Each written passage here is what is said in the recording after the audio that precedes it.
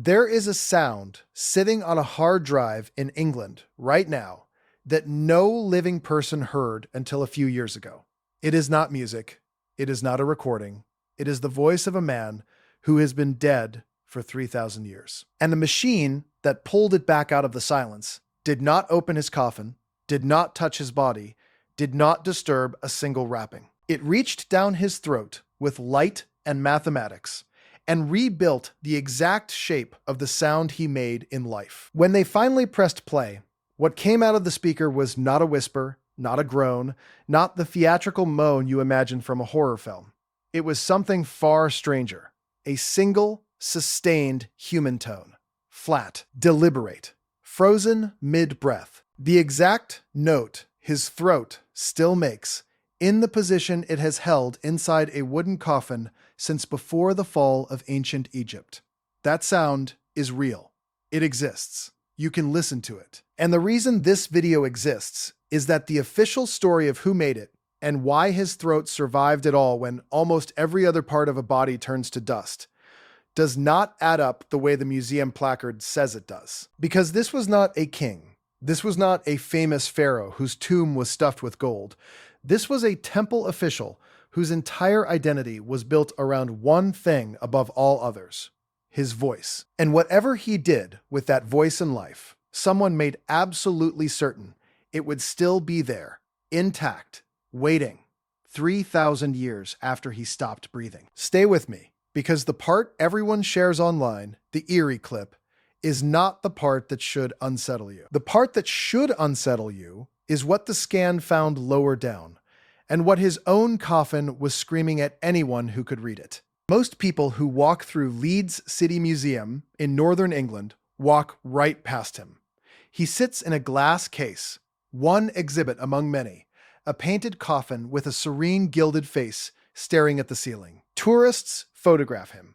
School children file past.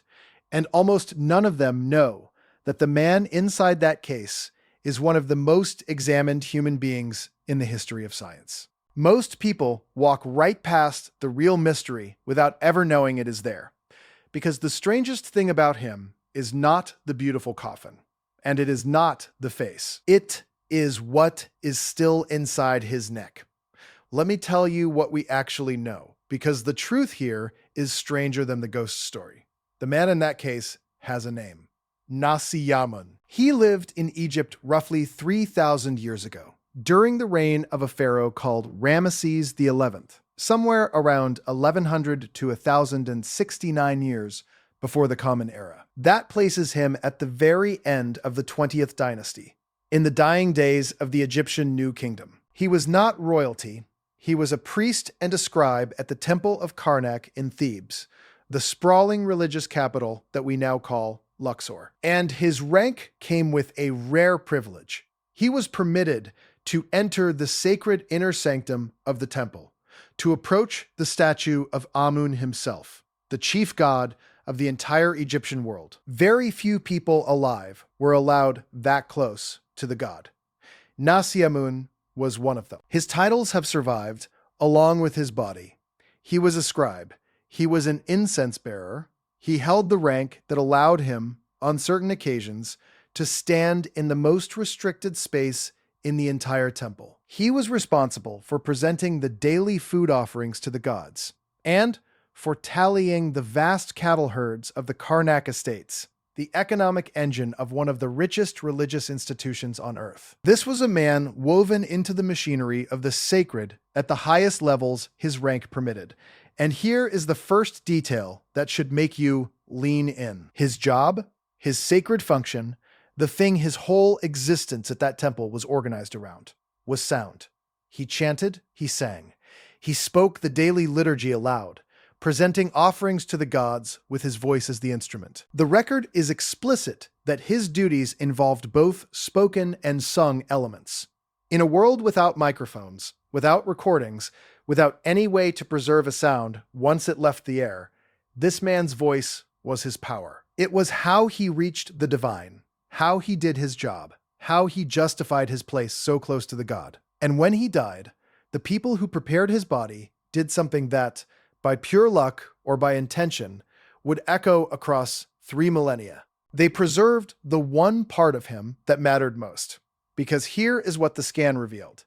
And this is the fact that anchors everything else. When modern researchers examined Nesyamun's body, the soft tissue of his throat, his larynx, the voice box itself, the delicate architecture of his vocal tract was still there, still intact, still measurable. After 3,000 years. That almost never happens. Soft tissue is the first thing to vanish. It rots, it collapses, it disappears long before bone. In the overwhelming majority of ancient remains, the throat is simply gone, an empty space, nothing left to measure. But not with him. His airway survived in a state of preservation the researchers themselves called unusual and exceptional. The one organ system a singing priest would most want to carry into eternity is precisely the one that beat the odds and lasted. For decades, scholars looked at that and called it a happy accident of mummification. And maybe it was, but hold that thought, because the deeper you look at this man, the harder coincidence becomes to swallow. Now, before we get to how they made him speak, you need to understand why this body has obsessed scientists for almost 200 years. Nesyamun is not a recent discovery. His mummified body was found in the early 1820s, during excavations of the causeway at Deir el-Bahari near Thebes, the same stretch of sacred ground where royal priests were laid to rest. He was shipped to Europe, sold, passed between collections, and brought to Leeds in 1823. Purchased from a London museum for the local Philosophical and Literary Society. And in 1824, his wrappings were opened, and in 1828, something historic happened to him. He became the subject of the first true multidisciplinary scientific investigation of an Egyptian mummy ever conducted. Not grave robbers tearing at wrappings for jewelry. A team, including 3 surgeons and a chemist, examining him methodically, publishing their findings, trying to understand the man rather than loot him. Nearly 2 centuries before the Voice Project, this man was already at the frontier of science. He has been at the forefront of the study of mummies for almost the entire history of that field, and he has stayed there ever since. He even survived the bombing of Leeds during the Second World War, when other mummies in the same collection were damaged. He endured. Again and again, this body refuses to disappear. That is the pattern you need to notice. Every era that gets its hands on Nesyamun finds a new way to interrogate him, and every time he gives up a little more. The surgeons of the 1800s, the X-ray studies of the 20th century, and then, starting around 2013, a team of British and German researchers who asked a question no one had ever seriously been able to answer. Not what did he look like, not what did he eat, but what did he sound like? If you find buried history as unsettling as I do, subscribe and turn on notifications. Because what these researchers did next crosses a line between archaeology and something that feels almost like necromancy. Here is the problem they faced, and it is a beautiful one. A person's voice is not stored in their vocal cords alone. The unique sound of you, the specific quality that lets someone recognize you from a single word through a wall, comes from the exact dimensions of your vocal tract. The length and shape of the tube that runs from your voice box up through your throat and out of your mouth. Every bend, every width, every cavity shapes the sound. It is as individual as a fingerprint. Change the shape, change the voice. This is why you sound different when you have a cold and your passages swell. The architecture makes the sound. So, the researchers reasoned like this. If a vocal tract is really just a precisely shaped tube, and if that tube produces a sound determined entirely by its dimensions, then a sound is not truly lost, as long as the shape survives. You do not need the breath. You do not need the living muscle. You need the geometry. And Nesyamun, against every odd, still had his geometry. This idea did not come out of nowhere. The technique grew out of something one of the lead researchers had spent years building, a device called the vocal tract organ. The principle is almost unnervingly simple. Take the precise internal shape of a human throat, reproduce it physically, feed it a sound source where the larynx would sit, and the shape itself filters that raw sound into a recognizable human vowel. It works on the living.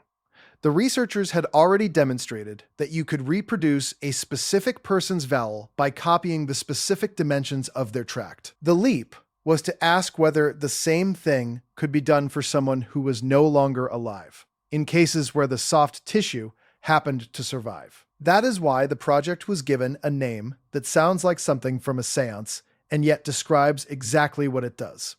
Voices from the past. The whole effort was built to find the rare dead whose throats were preserved well enough to be read, and Nesyamun was, by the team's own account, the ideal subject. His documented wish to speak after death, combined with the extraordinary state of his body, made him the one they chose.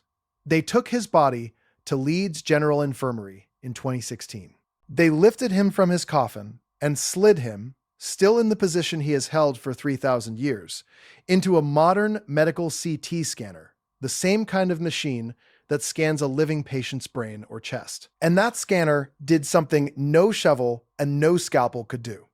It looked straight through the wrappings and the desiccated tissue and captured the precise internal shape of his airway, the position of the soft tissue, the dimensions of the passage from larynx to lips, a perfect three-dimensional map of the instrument that once sang to the gods of Egypt.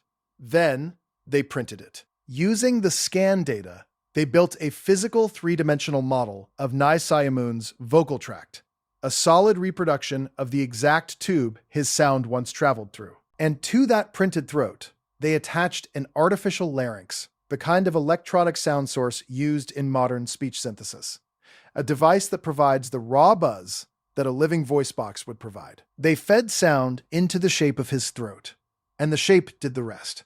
What came out was a single vowel, a sustained tone described by the team as landing somewhere between the vowel in the English word bed and the vowel in the word bad. Not a word, not a sentence. One held note, but it was not invented. It was not an actor's impression. It was the literal acoustic output of his actual vocal tract, in its actual shape, made audible again for the first time in 3,000 years. As one of the lead researchers put it, they did not choose the sound. It is simply the sound that tract makes. His throat, given a breath it no longer had, said the only thing its frozen shape could say, sit, with how strange that is. A machine reached into a dead man and pulled out a sound that had not existed in the air since the pharaohs ruled. Not a guess at his voice. His voice, the exact resonance of a specific human throat reconstructed from the stone-still architecture death left behind. And here is where it gets stranger. That vowel is not really what he sounded like alive, and the reason why is the second clue. Because the sound they captured is the sound of Nesyamun as he lies now, flat on his back, head tilted backward against the base of his coffin, tongue collapsed and shrunken against his lower teeth, most of its muscle long since wasted away. This is not the posture of a man mid-song. It is the posture of a man in a casket. What the machine recorded, in the words of the team itself, is the sound that would come from his vocal tract if he were lying in his coffin and his voice box came back to life. It is, quite literally, the sound of the dead speaking from exactly where they lie. Not a performance, a position. The note a corpse makes. To hear him truly sing again, the way he once did in the temple, the researchers would have to do something far more ambitious. They would have to digitally rebuild his tongue to its living fullness, reposition his jaw, model the way the whole tract moves and flexes through a word. They would have to animate the frozen shape, and they have said, openly, that this is the goal. That one day it may be possible to make him speak not a single vowel, but full words, the actual words written on his coffin. To have Nesyamun read his own inscription aloud, in his own voice, across 3,000 years of silence.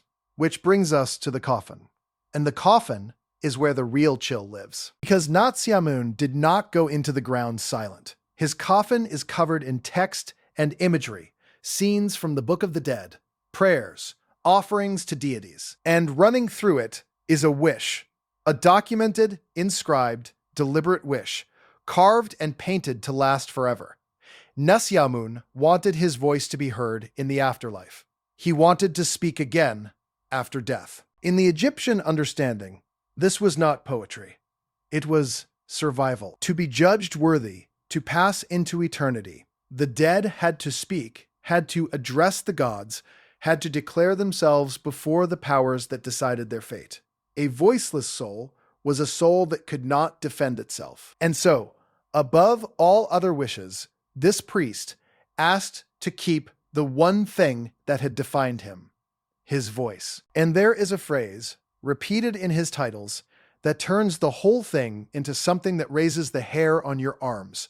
Inscribed with him, attached to his name, are the words, true of voice. Nesyamun, true of voice. In the Egyptian world, this was a formula meaning vindicated, justified, found worthy in the judgment of the dead. But read it with modern eyes, knowing what we now know, and it lands like a message left specifically for us. A man whose defining trait was his voice, who begged in writing to be allowed to speak after death, who was buried under the words true of voice, and whose throat then survived 3,000 years in a condition scientists call exceptional, until a machine gave that throat breath and let it speak again. For decades, scholars read that inscription as standard funerary language. Every worthy dead person was called true of voice. It was formula boilerplate, the ancient equivalent of a stock phrase. And that explanation is reasonable. But that explanation has a problem. It does not account for the body. It does not explain why, of all the parts that could have survived, the voice box endured. It does not explain why the one man whose eternal wish was to speak is also, by a wild margin, one of the best preserved throats to come out of the ancient world. The words and the flesh agree with each other a little too well. Not a myth, not a metaphor, a wish, written in stone that modern technology accidentally granted. Now, before you run too far ahead, we have to be honest about the man himself, because the third clue is buried in his body, and it points somewhere dark. When researchers studied Nesyamun's remains, they found signs of who he was in his final years. He was in his mid-50s when he died, which for the era was a respectable age. His teeth were badly worn, and he suffered from significant gum disease. Painful, chronic, the kind of thing that would have plagued his daily life. And his death itself is a small mystery. The leading explanation is that he died suddenly, possibly from a severe allergic reaction, his airway involved in his final moments. Think about the cruelty of that, if it is true. A man whose entire life was his voice, his throat, his breath, possibly killed by his own airway closing against him. The instrument that made him sacred becoming the thing that ended him. We cannot prove that is how he died, but the possibility hangs over the whole story like a shadow. And here is the geography that makes his silence feel almost inevitable. Nesyamun did not live in a peaceful golden age. He lived at the very end of the New Kingdom, under Ramesses XI, in one of the most chaotic and frightening periods in all of Egyptian history. This was an era of collapse. The pharaoh's authority was crumbling. Southern Egypt and the north were splitting apart. There was famine. There were raids from outside groups pressing on the Nile Valley. And most tellingly of all, this was the age when the great tombs of Thebes were being systematically robbed. The sacred burial grounds of kings were being broken into and stripped, sometimes by the very officials and workers meant to protect them. Theban society was sliding toward anarchy. The old certainties were dissolving. The scale of that breakdown is hard to overstate. The power of the high priests of Amun at Karnak, the very institution Nesyamun served, had swollen until it rivaled the pharaoh himself. One high priest had himself carved at the same size as the king on the temple walls. a visual claim to equal power. A viceroy marched north with troops from Nubia and besieged a high priest inside a fortified temple. The country was effectively splitting in two, and in the shadow of all that, the necropolis workers and officials who were supposed to guard the dead were instead breaking into the tombs, stripping the funerary temples of earlier dynasties, carrying off whatever the sand had preserved. The sacred machinery that was meant to carry a soul safely into eternity was being dismantled from the inside. That is the world Nesyamun was buried into.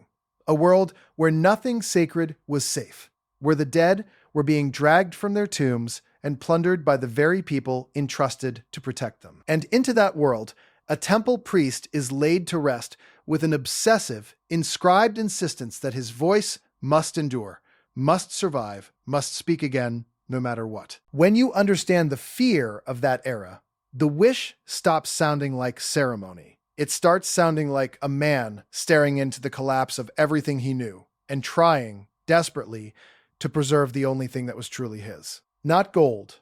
Gold could be stolen, and all around him it was being stolen. His voice, the one possession no thief could carry out of a tomb. Then, modern science found something that changed everything. Because against that backdrop of tombs being emptied and bodies being destroyed, this one body, this one throat, survived every catastrophe. The looting of ancient Thebes, the centuries in the ground, the rough handling of the 1800s, the bombs falling on Leeds in the 20th century, which damaged other mummies in the collection but left him whole. Time after time, the odds said Nesyamun should have been lost, and time after time, he was not. The voice refused to die. Now, does any of this prove the eerie version of the story? That some intention, some force, some deliberate ancient design reached across 3,000 years to make sure this exact throat would survive to be heard by us? Probably not. Let me be honest with you, because the truth here deserves better than hype. The scientists behind this work are careful, sober people, and they would be the first to pump the brakes. The exceptional preservation of Nesyamun's vocal tract is most likely a genuine accident. The fortunate result of unusually skilled embalming combined with 3,000 years of dry Egyptian conditions and a lot of luck. The phrase true of voice really was a standard formula applied to countless mummies. It was not written as a prophecy about a CT scanner.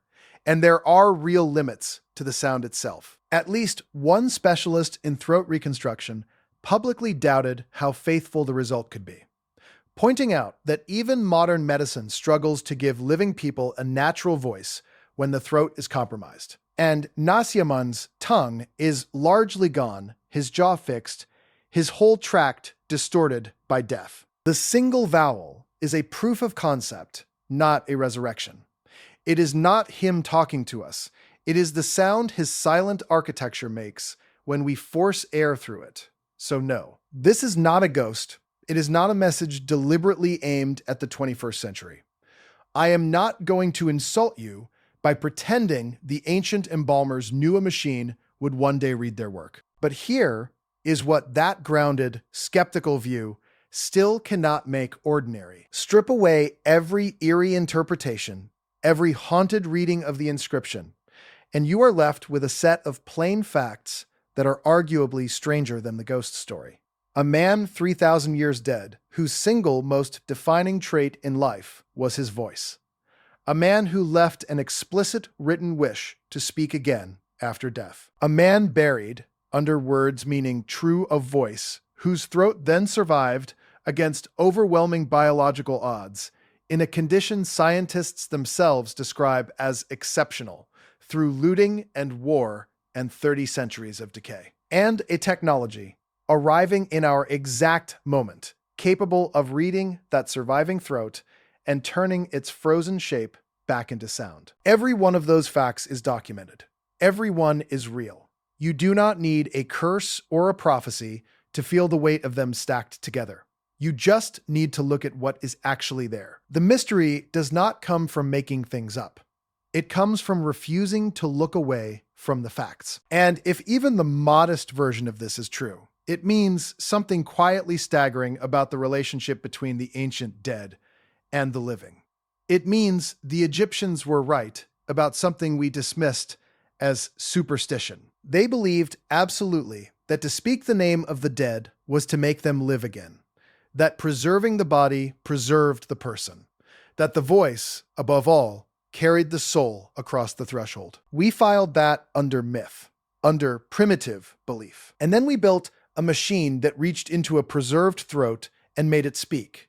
And in doing so, we accidentally fulfilled, almost to the letter, a 3,000-year-old religious conviction. The priest wanted his voice to survive so he could speak again after death. His voice survived, and he spoke again after death. We did not disprove his belief. We enacted it. It means our picture of the ancient world is not a finished portrait. It is a sketch with pieces missing. For 2 centuries, we told ourselves we understood this man, that we had studied him, cataloged him, explained him. And then one new technology arrived and pulled a sound out of him that no one in all those 200 years had ever heard. If a body this famous, this examined, this thoroughly known, was still hiding a voice inside it, what are the countless bodies we have barely looked at still holding? How many silenced throats are sitting in museum basements around the world right now, geometry intact, waiting for the right machine and the right question? Think about where this technology goes next. The researchers have said plainly that the goal is full speech. To model the tongue, to animate the jaw, to reconstruct not a single vowel, but running words. And the words they most want to hear him say are the words on his own coffin, his prayers, his name, his wish. Imagine that moment. A priest dead for 3,000 years reading aloud, in his own reconstructed voice, the exact inscription in which he begged to be heard again. The technology to do it is not fantasy. It is a stated objective, being worked on right now. We are standing at the edge of a moment where the dead do not just make a sound. They speak their own words back to us. And here is the one question that will not let go. If the shape of a throat can outlast the empire that built it, if a voice can be pulled intact from a body 3,000 years after the last breath, then how much of a person actually dies when they die? What exactly did that machine bring back? A sound? A shape? Or something we do not have a clean word for? We call him a mummy. We call it a reconstruction. But a specific human being made a specific sound, and that exact sound from that exact throat exists again in the world. He is not gone the way we thought gone worked. Nesyamun is still there, right now, lying in his painted coffin in a glass case in Leeds, face turned toward the ceiling exactly as he has been for 3,000 years. The words true of voice still resting beside his name. Millions have walked past him. Almost none have heard him. But the sound is real, sitting on a hard drive, a single held note from a throat that outlived a civilization. His wish was to speak again after death. And in a quiet room in northern England, with light and mathematics and a printed copy of his own silent throat, we granted it. The voice is out now. It cannot be unheard. And somewhere in that flat, frozen tone is the last echo of a man who spent his whole life talking to gods, still waiting, after all this time, to finish what he was trying to say.